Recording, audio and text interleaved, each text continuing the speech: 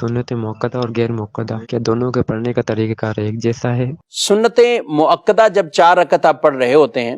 جیسے ظہر سے پہلے 4 رکعت سنت موقدہ اور عصر سے پہلے 4 رکعتیں غیر موقدہ۔ اب جو ظہر سے پہلے 4 رکعتیں ہم پڑھتے ہیں تو اس میں یہ کہ پہلی 2 رکعتیں تو جس طرح ساری نمازیں شروع کرتے ہیں اسی طرح ہی وہ نمازیں پڑھی جائیں گی۔ تشہد میں جب 2 رکعت کے بعد بیٹھیں گے تو عبدہ و رسولہ یہاں تک پڑھ کے آگے درود شریف نہیں پڑھنا، نہ ہی آگے کوئی دعا پڑھنی، بس عبدہ و رسولہ پڑھتے ہی واجب ہے کہ بلا تاخیر فوراً وہ کھڑا ہو جائے، اور پھر آگے اپنی نماز جب شروع کرے گا تو اس میں بھی تیسری رکعت میں ثنا نہیں پڑھے گا، بلکہ ڈائریکٹ بسم اللہ پڑھ کے سورہ فاتحہ اور ساتھ کوئی سورت ملائے گا اور یوں اپنی نماز کو مکمل کرے گا۔ جبکہ غیر موقدہ جو 4 سنتیں ہوتی ہیں اس میں جب آپ 2 پڑھ کر بیٹھتے ہیں تو عبدہ و رسولہ کے بعد آگے درود شریف بھی آپ پڑھیں، تو یہ قاعدہ گلا میں درود پاک بھی آگے پڑھیں۔ پھر جب تیسری کے لیے آپ کھڑے ہوئے تو اب آپ سبحانک اللہم یعنی ثنا، وہ ثنا پڑھیں، اور پھر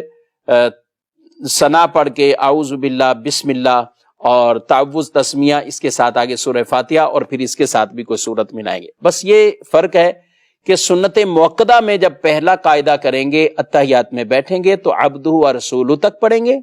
اور غیر موقدہ یعنی عصر سے پہلے پڑھی جانے والی 4 سنتیں اور عشاء سے پہلے پڑھی جانے والی 4 سنتیں، اسی طرح جو بھی 4 رکعت کے آپ نوافل ادا کر رہے ہیں تو اس میں اتحیات میں عبدہ و رسولہ کے بعد آپ درود پاک بھی پڑھیں، اور جب کھڑے ہوں تو پھر ثنا پڑھیں اور تعوذ تسمیہ، سورہ فاتحہ اور کوئی سورت ملائیں۔ تو پہلے قاعدے کا یہ فرق ہے، اور تیسری رکعت میں کھڑا ہونے کا، اس کے بعد یہ ثنا وغیرہ پڑھنے کا یہ فرق ہے۔ باقی عام جو نوافل ہیں تو 4 رکعت جب بھی آپ نوافل پڑھیں تو وہ ویسے ہی پڑھے جائیں گے جیسے سنتیں غیر موقدہ پڑھی جاتی ہیں، یعنی ان میں بھی آپ عبدہ و رسولہ کے بعد درود شریف بھی پڑھیں گے، اور تیسری میں